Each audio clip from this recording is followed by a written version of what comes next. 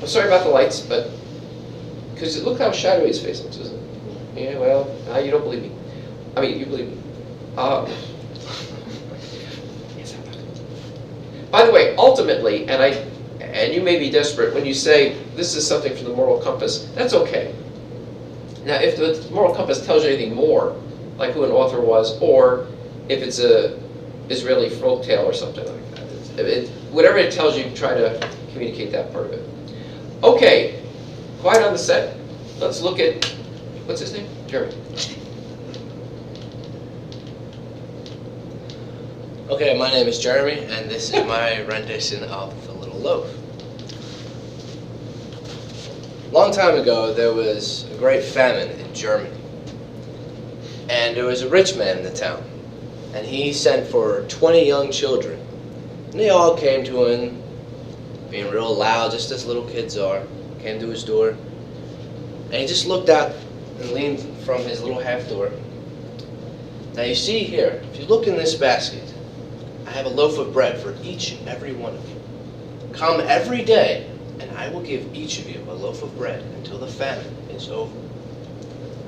So all the little kids, being greedy little kids that they were, all were fighting for the largest loaf. No, that's mine! That's mine! No, get it!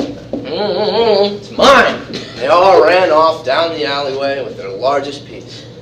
Well, there was one little girl, just kind of standing there, just waiting till everyone left. The man standing by his door.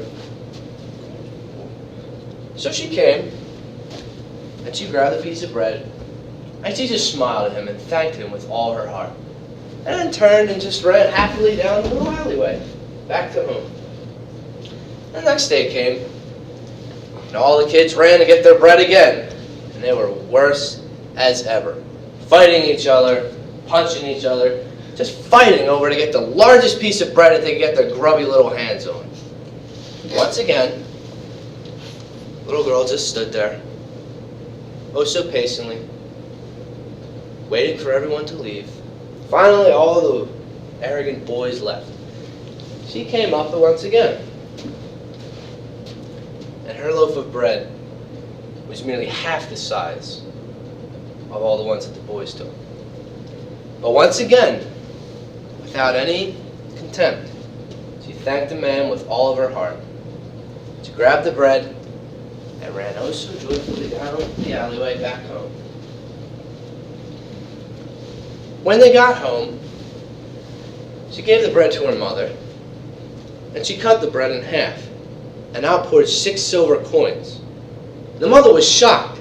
She didn't know what to believe of this. She just looked at the bread. "Oh, Gretchen, you need to return this. This must be a mistake. Hurry, run as fast as you can and return this to the old gentleman." So she did as her mother said. She took the silver coins and ran back, knocked on the door. "Hey, mister, I have money in my bread. I don't think it was supposed to be in there." He just looked at her and smiled. No. That was not a mistake. I baked those silver coins in there for you to reward you. Remember, little one, those who are willing to settle for the least rather than fight for the best will later find blessings far greater than just money baked in bread.